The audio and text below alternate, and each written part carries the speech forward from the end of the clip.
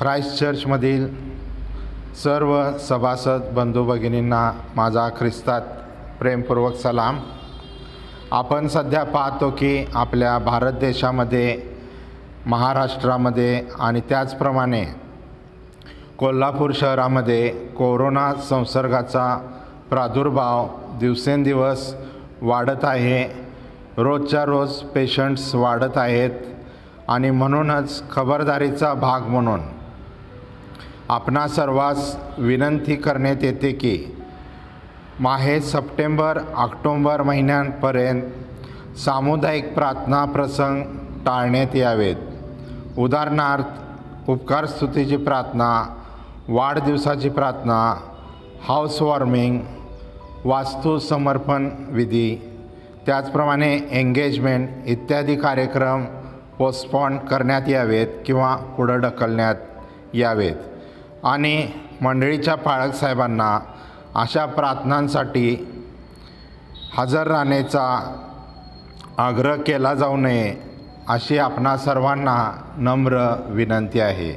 आपल्याला मध्ये सूचना दिलेली आहे की आपलं काय दान असेल तर ते दान देण्यासाठी आपण आपल्या चर्च खजिनदार मिस्टर सचिन थोरात यांच्याशी आपण संपर्क साधावा अशी आपणाला विनंती करण्यात येते। आपण या कोरोनाच्या संसर्गाच्या प्रादुर्भावामध्ये जास्तीत जास्त आपण मास्कचा वापर करा, हँड सॅनिटायझर वापरा, सोशल डिस्टन्सिंगचं पालन करा आणि या लॉकडाऊन पिरियडमध्ये परमेश्वरानं आपणा सर्वांना उत्तम असं आरोग्य दिलेलं आहे, याबद्दल आम्ही परमेश्वराचं आभार मानतो।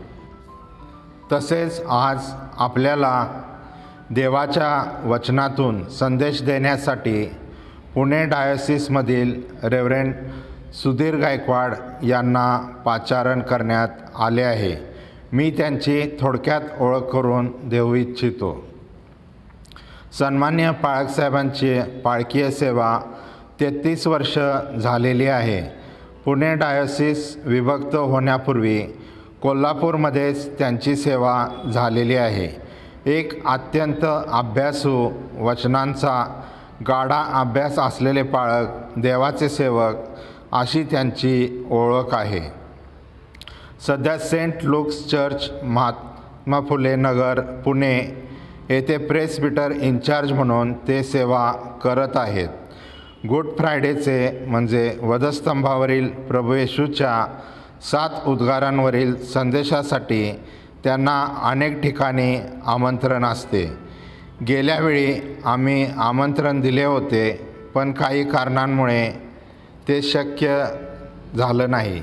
पण आज या प्रसारमाध्यमाच्याद्वारे म्हणजेच यूट्यूबच्या माध्यमातून ते आपल्याशी बोलणार आहेत। मी मंडळीच्या वतीने त्यांचे स्वागत करतो आणि त्यांचे आभारी मानतो। त्यांना त्यांच्या सेवेसाठी हार्दिक शुभेच्छा देतो आणि विनंती करतो की त्यांनी वचनांद्वारे आम्हाशी बोलावे। प्रीतीचा उगम, कृपेचा सिंधू आणि ममतेचा साठा प्रभू येशू ख्रिस्ताद्वारे आपला उद्धारक देव ह्याची आपण स्तुती आराधना करूया।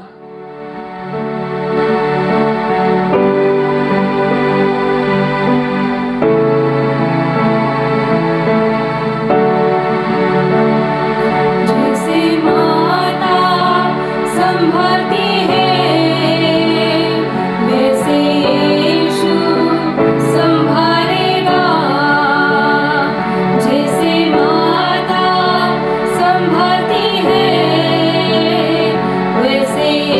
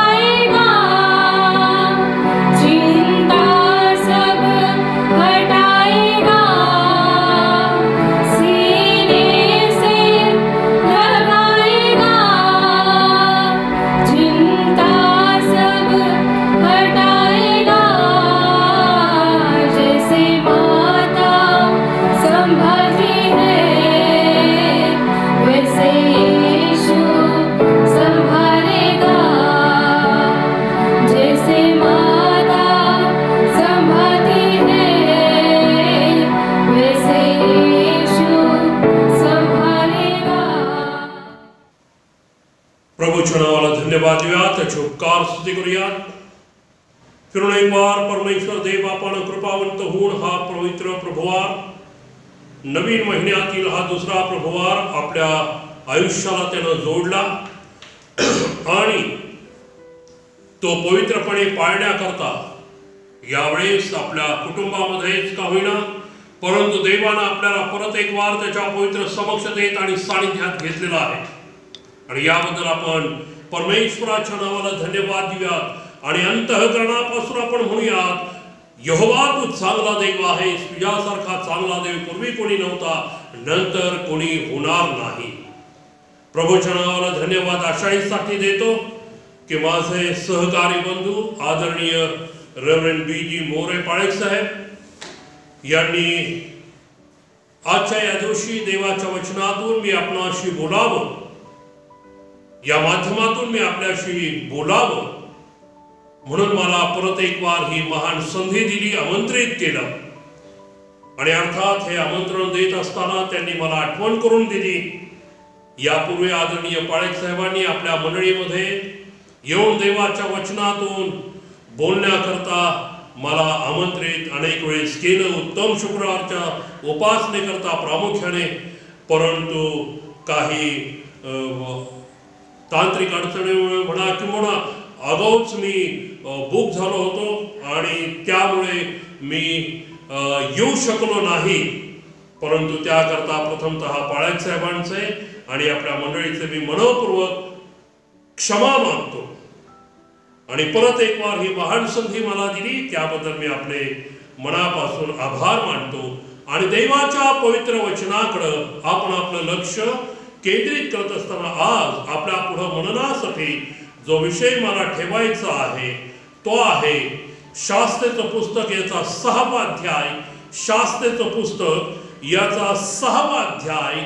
आणि परमेश्वर दैवबापानं आपल्या लोकांचा आकांत ऐकला आणि त्यानं परत एक वार आपल्या लोकांना संकटातून, क्लेशातून आणि त्रासातून मुक्त करण्यासाठी एका तरुणाचं नियोजन केलं. आणि त्या तरुणाला परमेश्वर दैवात पाचारण करीत आहे. आणि त्याला पाचारण करत असताना परमेश्वर 12व्या वचनाच्या उत्तरार्धात आणि 13व्या वचनामध्ये काय म्हणतो ते आपण ऐकू. आणि इथे असं म्हटलेलं आहे, त्याला परमेश्वराच्या दूताने दर्शन देऊन म्हटले, हे बलवान वीरा, परमेश्वर तुझ्या बरोबर आहे. हे बलवान वीरा, परमेश्वर तुझ्या बरोबर आहे. गिदोन त्याला म्हणाला, महाराज परमेश्वर आमच्या बरोबर आहे तर हे सर्व आमच्यावर का यावं. महाराज परमेश्वर जर आमच्या बरोबर आहे तर हे सर्व आमच्यावर का यावं. प्रार्थना करूया. सर्व समर्थ गौरव यावे पित्या, तुझ्या वचनातून मनन आणि चिंतन करत असता आम्ही पूर्णपणे पवित्र आत्म्याच्या आश्रयाला येतो. देवाच्या आत्म्या तू बोल आणि आम्ही तुझी लेकरं ऐकत आहोत. पवित्र आत्म्या तू बोल आणि आम्ही तुझी लेकरं ऐकत आहोत. येशू ख्रिस्त आमचा प्रभू याच्या द्वारे आमेन. देवाच्या प्रिय मंडळी, आज संपूर्ण जग कोरोना व्हायरस सारख्या भयंकर व्हायरसने ग्रासलेला आहे. आणि मोठ्या प्रमाणामध्ये आज हे संकट, या व्हायरसचं संकट अनेक देशांवर आणि त्या देशातील सर्व स्तरातील मनुष्य मात्रांवर आलेला आहे. आपल्या देशामध्ये सुद्धा गेल्या 3 महिन्यापासून या व्हायरसमुळे किंवा या व्हायरसच्या संकटामुळे आपणही लॉकडाऊनच्या पिरियडमध्ये आहोत. घरामध्ये आपल्या बंदिस्त झालेलो आहोत आणि प्रत्येक जाती धर्मीय मनुष्य मात्र यासाठी आपल्या देवाला आळवीत आहे, त्यांची प्रार्थना करत आहे आणि देवानं हे या महामारीची हे सरावं यासाठी देवाकडे याचना करत आहे. संपूर्ण ख्रिस्ती विश्वासणारे जग हे सुद्धा आवर्जून परमेश्वराला याचना आणि विनंती करत आहे की हे संकट परमेश्वरानं नाहीस करावं. देवाच्या प्रिय मंडळी, बऱ्याच वेळेस अशा प्रकारचे आघात मनुष्य मात्रावर झालेले आहेत. उपलब्ध इतिहासाच्या वरून आपल्याला हे पाहायला मिळतं की साधारणपणे प्रत्येक 100 वर्षाच्या कालावधीनंतर अशा प्रकारची महामारी मनुष्य मात्रावर आलेली आहे. प्रत्येक 100 वर्षाच्या कालावधीनंतर 1700 सालापासून जर आपण पाहिलं, कॉलरा सारखी साथ येऊन गेलेली आहे. स्पॅनिश फ्लू सारखी साथ येऊन गेलेली आहे. त्याचप्रमाणे प्रियानो स्वाईन फ्लू सारखी साथ आहे, प्लेग सारखी साथ आहे. आणि हे सातत्यानं मनुष्य मात्रावर 100 वर्षाच्या कालांतरानं आलेले आहेत. आणि आता या कोरोना सारख्या या व्हायरसने ही महामारी मरी संपूर्ण मानवजातीमध्ये जगात आलेली आहे.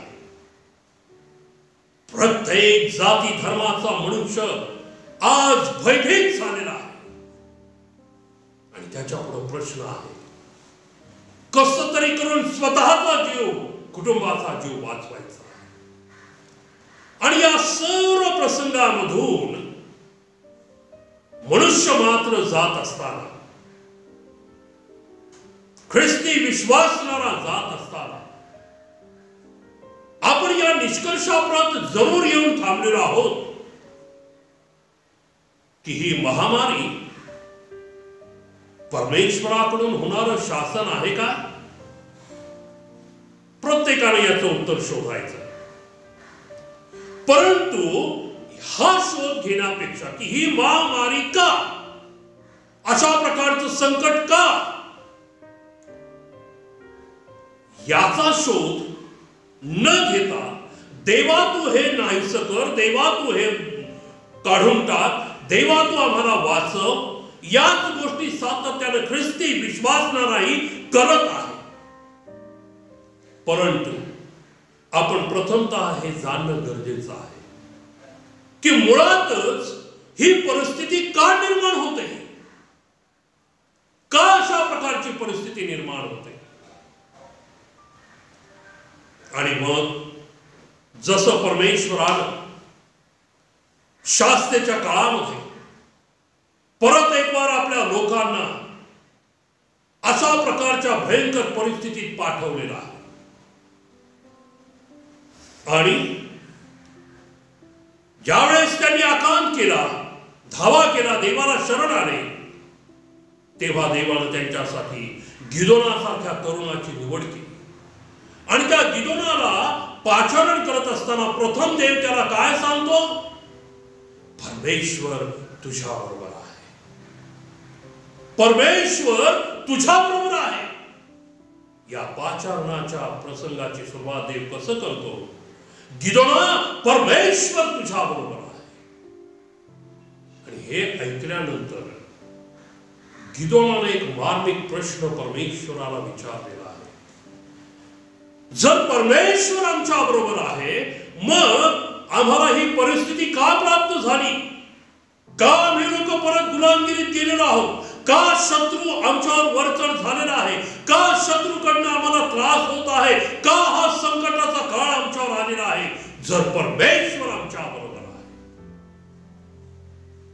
देवाच्या प्रिय मंडळी, किमान त्यानं हे तरी जाणून घेण्याचा प्रयत्न केला. जर देव आहे मग संकट का? जर देव आहे तर गुलामगिरी का? जर देव आहे तर आम्हाला हलाखीची अवस्था का?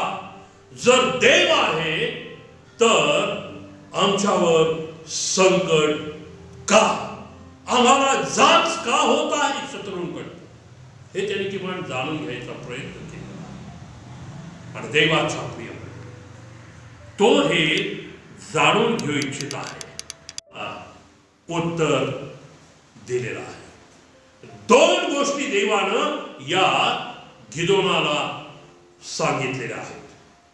पहिलं कारण, होय देव तुमच्या बरोबर आहे, देव तुमच्याच मध्ये आहे, तरी तुम्ही आज जाचलेले आहात, तरी तुम्ही हलाखीच्या परिस्थितीत आहात, मरणाच्या भयानक ग्रासलेल्या स्थितीत आहात. होय देव आहे, पण आज देव सांगत आहे काय? पहिलं कारण, 6वा अध्याय पहिलं वचन, इस्रायल लोकांनी परमेश्वराच्या दृष्टीने वाईट ते केले, तेव्हा परमेश्वराने त्यांना 7 वर्ष मिद्यानाच्या हाती दिली. परमेश्वराच्या दृष्टीनं वाईट ते सर्व त्यांनी केलेलं आहे. आणि म्हणून देवानं आता काय केलंय?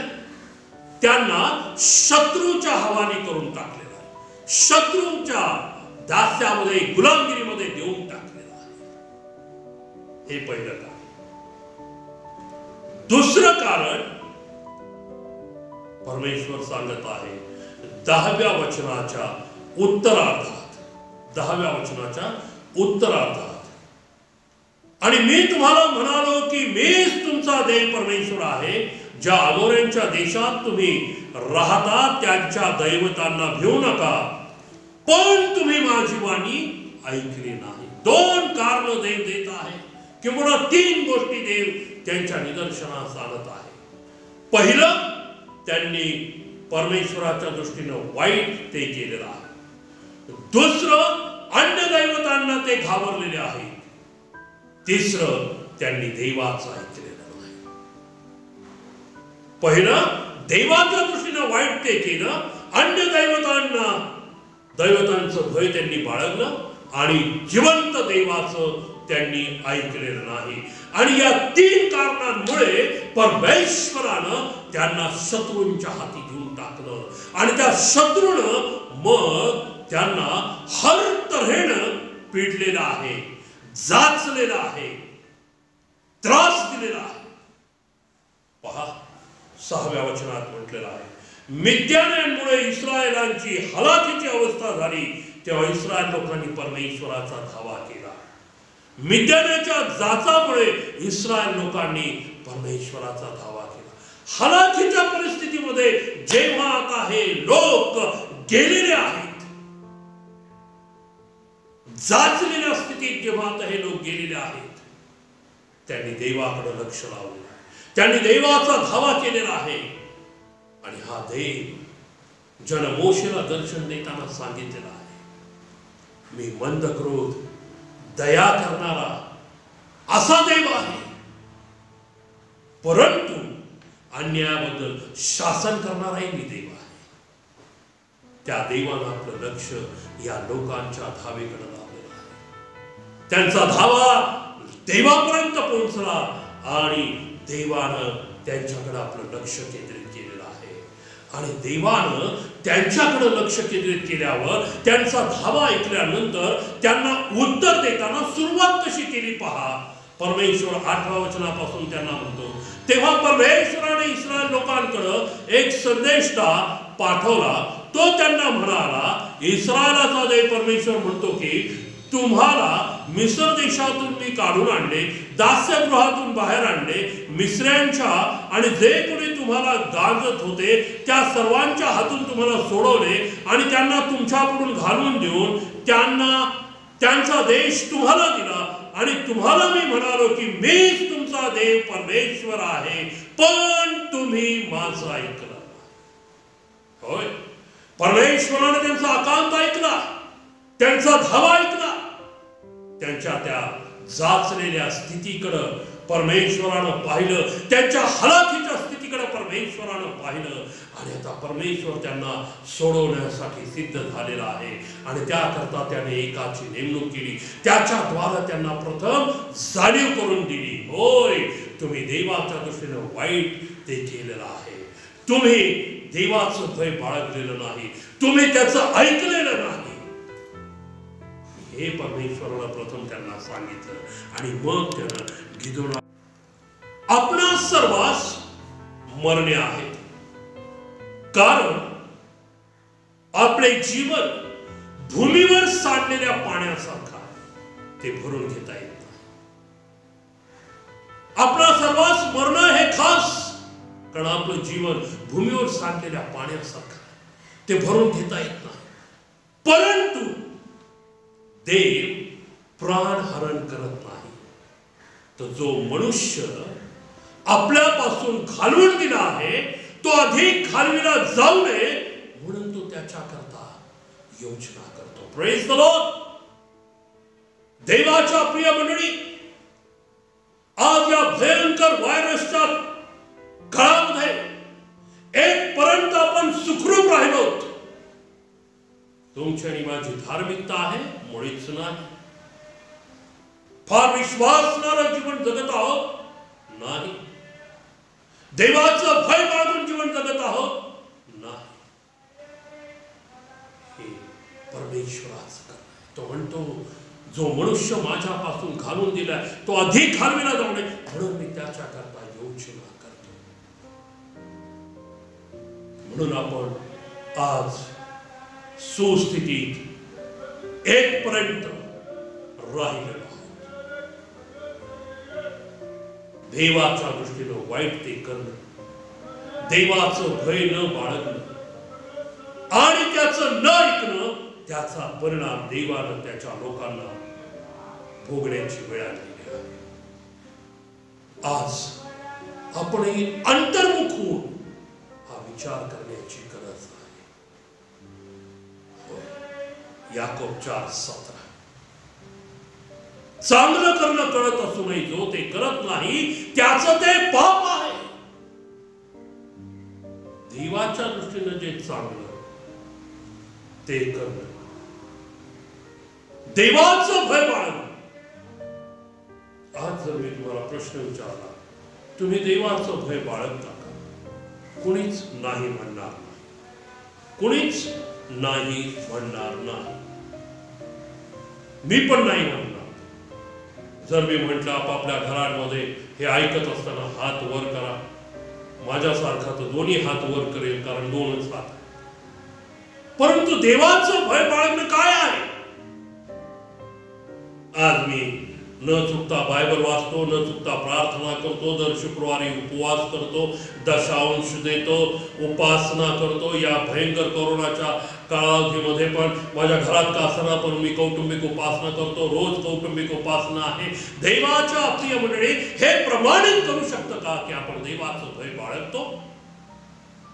माझ्यासारखा याजक, मी बाळक आहे म्हणून मी म्हणू शकतो काय की मी देवाचं भय बाळगतो? याकरता आपल्याला पवित्र शास्त्राकडेच पाहणं गरजेचं आहे. कारण पवित्र शास्त्र याकोबाच्या पत्रात म्हटलेलं आहे ते आपल्यासाठी आरशाचं काम करतं. देवाच्या वचनाला याकोब महाराजांना येशू ख्रिस्ताच्या सख्या भावानं आरशाची उपमा दिली आहे. होय, ज्यावेळेस आपण या पवित्र शास्त्र रूप आरशामध्ये म्हणजेच वचनामध्ये स्वतःला पाहतो, पडताळतो, ते आपल्याला आपलं वास्तविक आणि खरं स्वरूप दाखवतं. जगात आज असे अनेक आरसे आहेत जे आपल्याला फार फसवं स्वरूप दाखवतात. फार फसवं. पवित्र शास्त्र, देवाचं वचन, देवाच्या मुखातून निघालेला शब्द हेच आपल्यासाठी खरा अर्थ आहे. पाहूया देवाचं भय बाळगणं म्हणजे काय. नीतिसूत्रे 8वा अध्याय आणि 13 वचन. परमेश्वराचं भय धरणं म्हणजे दुष्कर्मांचा द्वेष करणं. काय आहे परमेश्वराचं भय? परमेश्वराचं भय म्हणजे दुष्कर्मांचा द्वेष करणं आहे. काय आहे दुष्कर्म?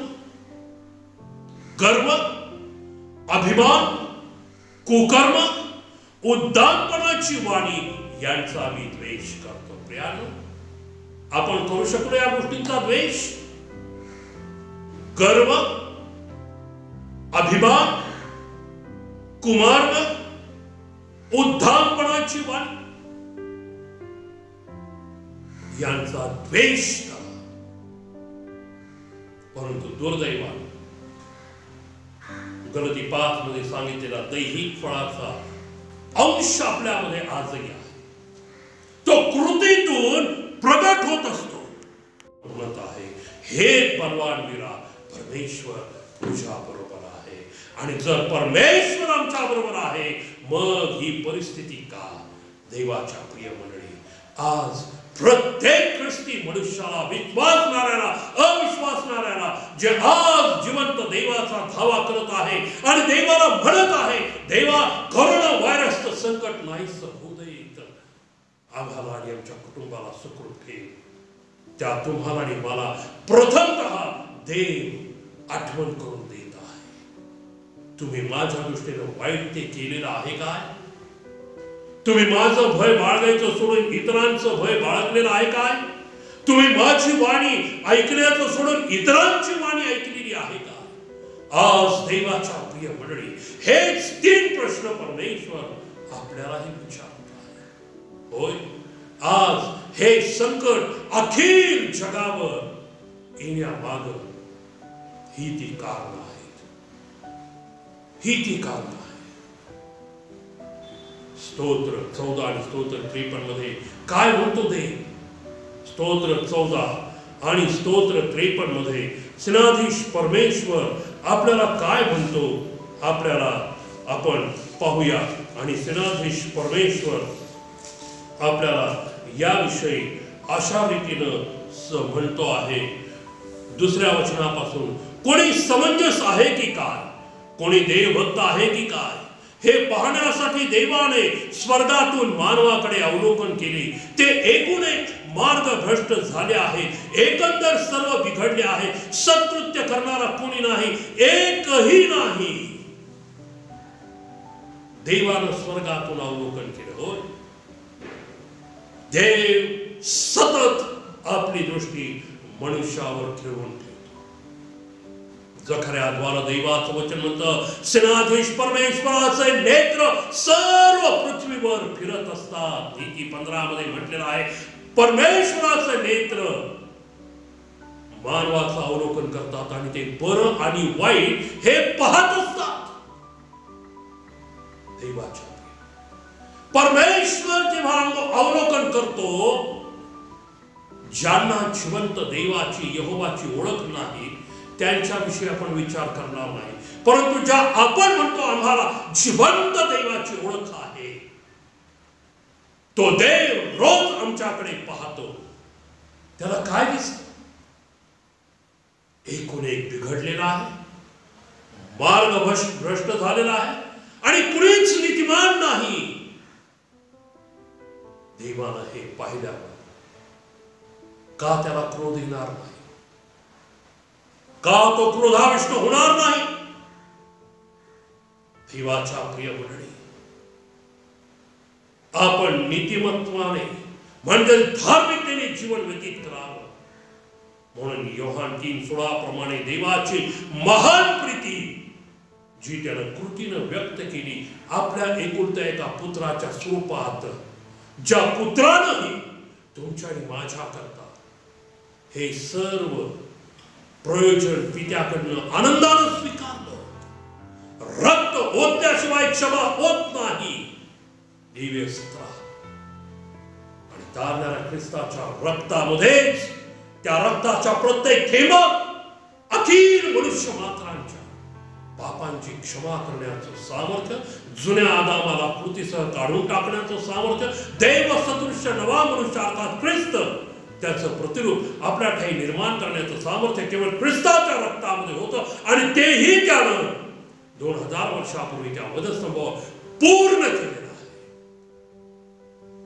आज 2020 वर्ष पूर्ण होत असताना तो देव अवलोकन करत आहे. पण त्याला जर हे चित्र दिसत असेल तर देवाच्या प्रिय मंडळी, तो देव न्यायी देव आहे. तो देव न्यायी देव आहे. 2 शमूएल 14 अध्याय 14 वचन. देवाचं पवित्र वचन आपल्याला काय सांगतं पहा. 2 शमूएल 14 अध्याय आणि 14व्या वचनामध्ये परमेश्वर देवाचा दृष्टीने वाईट केलं. चांगलं करणं कळत असून न करणं पाप आहे.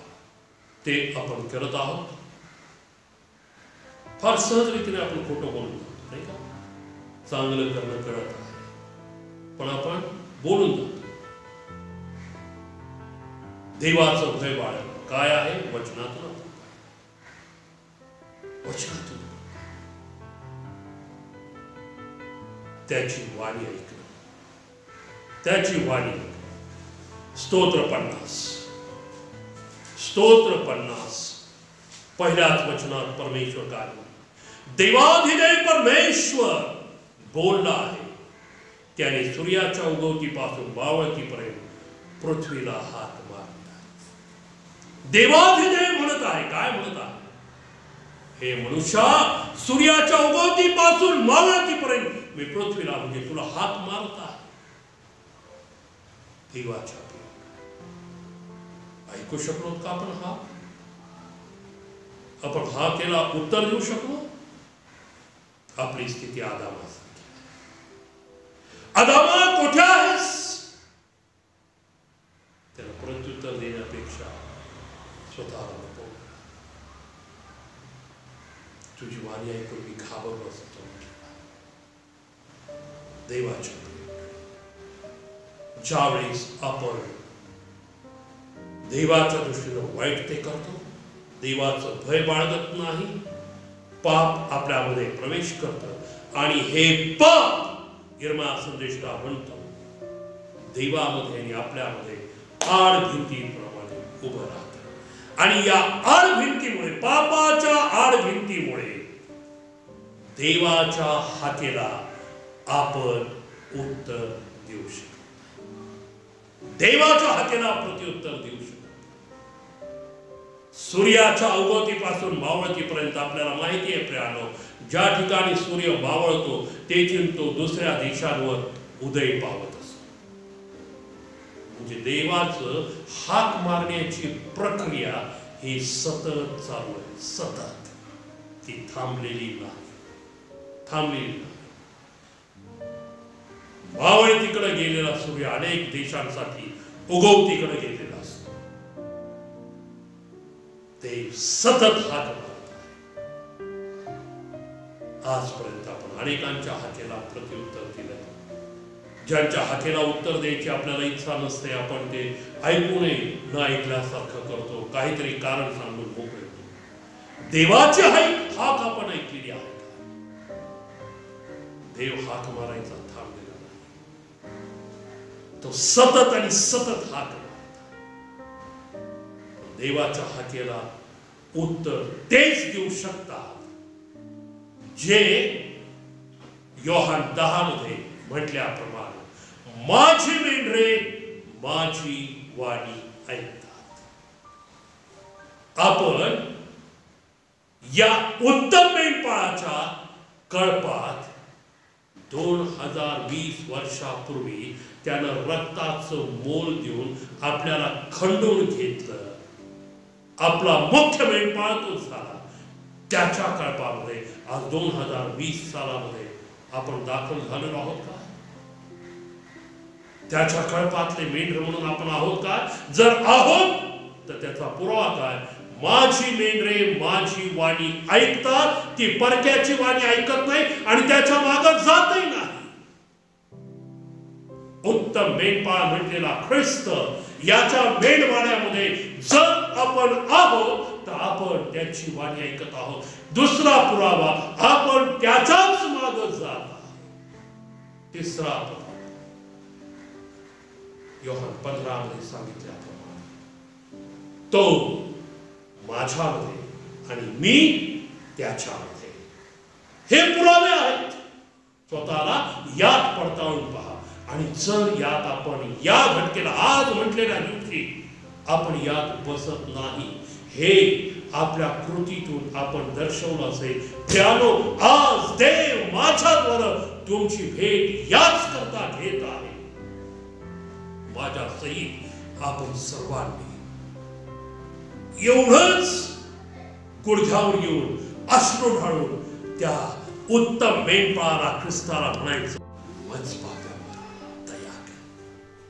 हे देवा, वच पाप्यावर दया कर.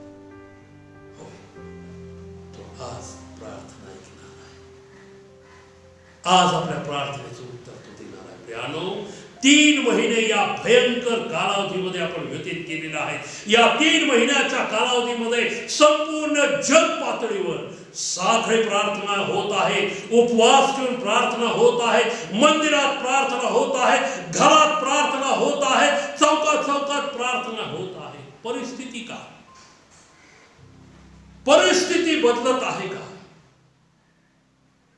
अधिक बिकट होत आहे. याचा अर्थ असा, आपल्या करण्यामध्ये त्रुटी आहे, उणीवा आहेत. दुसरे इतिहास 7:14. जेव्हा मी मरी पाठवर, टोळधाड पाठवर, पहा आपण इतके सुदैवी आहोत की आपल्या देशामध्ये सुद्धा टोळधाड आलेली युट्यूबच्या माध्यमातून, फेसबुकच्या माध्यमातून आपण पाहिलेली आहे. मरी आलेली आहे, आपण अनुभवतो. दुष्काळ येऊन गेलेले आहे. गेले अनेक वर्ष सातत्याने ओला दुष्काळ आपल्या देशातील अनेक जिल्ह्यात पडत आहे. देव म्हणतो, दुसरे इतिहास 7:14, तर ज्या माझ्या लोकांना मी माझं नाव दिलेलं आहे त्या माझ्या लोकांनी दीन होऊन माझी प्रार्थना केली, माझ्या दर्शनाविषयी उत्सुक झाले, आपल्या दुष्ट मार्गापासून परावृत्त झाले, तर मी स्वर्गातून त्यांची विनंती ऐकून 2 गोष्टी करेन. प्रथम, त्यांच्या पापांची क्षमा करेल, आणि दुसरं, त्यांच्या देशातून, प्रेज द लॉर्ड, त्यांच्या देशातून क्लेश नाहीसे करील. देवाच्या प्रिय मंडळी, आज देव असे उपासक, प्रार्थना योद्धे पाहत आहेत, शोधत आहेत,